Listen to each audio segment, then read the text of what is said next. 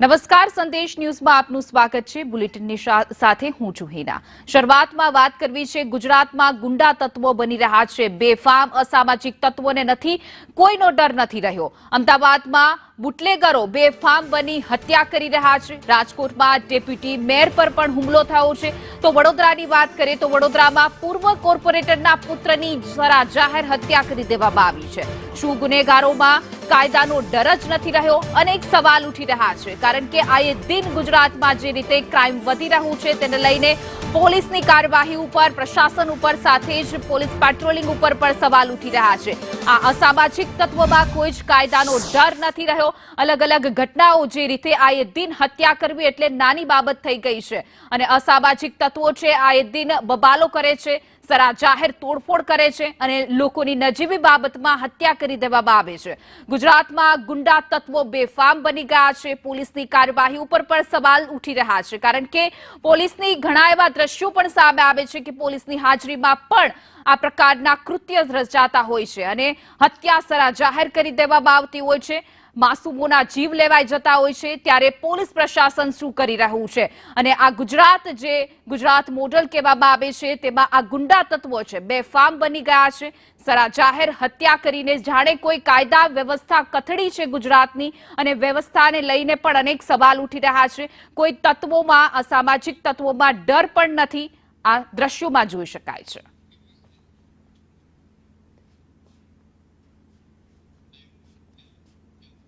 તો અમદાવાદના કાગડાપેટમાં યુવકની હત્યા કરવામાં આવી છે। છરીના ઘા મારી યુવકની હત્યા કરાઈ છે।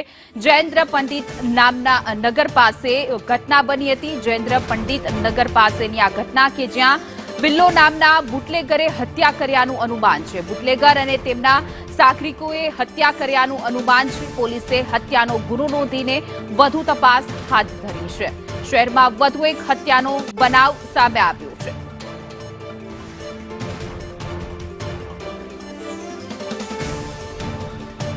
વધુ વિગતો સાથે અમારા સંવાદદાતા દિવ્યા જોડાઈ ગયા છે। જી દિવ્યા, અમદાવાદમાં વધુ એક હત્યાની ઘટના સામે આવી છે।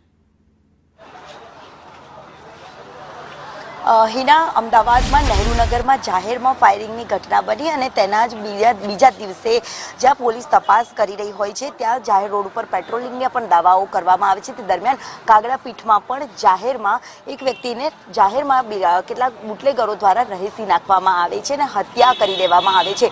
પોલીસનો પણ લેભાગુ તત્વો અને આ બેફામ બનેલા બુટલેગરોને કોઈનો ડર જ નથી રહ્યો તેમ કહીએ તો કોઈ નવાઈ નથી। પરિવારજન આપણી સાથે છે, સીધી વાત એમની સાથે કરીએ। કેવા પ્રકારની ઘટના બની હતી? અગાઉ કોઈ અંગત અદાવત હતી કે કેમ? અદાવત નથી। એક દિવસ પહેલા જે લોકોના નામને વિરોધની ફરિયાદ કરી હતી ને અમે લોકોએ, એના માટેનું આ લોકોએ અમારી પાસે અદાવત નીકાળી છે। ક્યારે હત્યા કરી? ઘરેથી કઈ જાણવા મળ્યું હતું કોઈ માથાકૂટને લઈને? પણ અમે લોકો અંદર હતા, અમને પછી જાણવા મળ્યું કે બહાર આની હત્યા થઈ ગઈ બોલા લોકોએ। એ ઘરે જતા હતા, અલ્પેશ ઠાકોર, મહેશભાઈ ઠાકોર, એ બંને ઘરે જવા માટે નીકળ્યા હતા। નેતા મંદિર પાસે નિકલોદ માર્કેટના 5 નંબરના ગેટ પાસે એ લોકો હત્યા કરી નાખી જાહેર રોડ ઉપર। હાલ બોડી પીએમમાં છે, ત્યારે કેવા પ્રકારની માંગ પરિવારજનની જોવા મળી રહી છે? અહીંયા શું માંગ કરી રહ્યા છે પોલીસ તપાસને લઈને? પોલીસને અમે એક જ કહેવા માંગીએ છીએ કે અમારા તો ભાઈ એક હતો, કોઈ 4-5 તો છે ને, મારા ભાઈ એક જ હતો, ભાઈ એકનો એક હતો, હજી નાના 2 છોકરા છે। પોલીસ હવે જે 2 વોન્ટેડ આરોપી છે લોકોને પકડે અને ન્યાય આપે અમને। તો વારંવાર આ પ્રકારની હત્યાઓ થાય છે, નહેરુનગરમાં પણ આ પ્રકારે ફાયરિંગ થયું, તો યોગ્ય તપાસ અને પેટ્રોલિંગ વધારવું જોઈએ એવું લાગે છે? જરૂરી છે। એટલે વારંવાર જે પેટ્રોલિંગના દાવાઓ કરવામાં આવે છે અને જાહેરમાં આ જ પ્રકારે લોકોને રહેસી નાખવામાં આવે છે।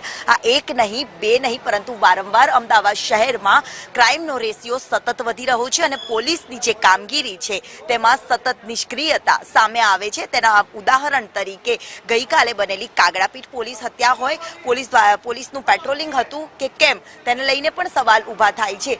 હાલ આરોપીઓને ક્યારે પકડવામાં આવશે અને કેવા પ્રકારની કાર્યવાહી કરવામાં આવશે તેને લઈને પણ સવાલ હિના સતત વધી રહ્યો છે। અમદાવાદ શહેરની વાત હોય કે રાજકોટની વાત હોય, વડોદરાની વાત હોય, બસ આ જ પ્રકારે ક્રાઇમનો રેશિયો સતત વધી રહ્યો છે। જ્યારે અમદાવાદમાં બોપલમાં હત્યા થઈ હતી તેના ગણતરીના દિવસોમાં ફરી જાહેરમાં ફાયરિંગની ઘટના પણ બને છે અને તેના જ બીજા દિવસે આ જ પ્રકારે કાગડાપીઠમાં પણ હત્યાની ઘટના બની છે। હવે પોલીસની નિષ્ક્રિયતા કહીએ તો કોઈ નવાઈ નથી। જી, અમારી સાથે જો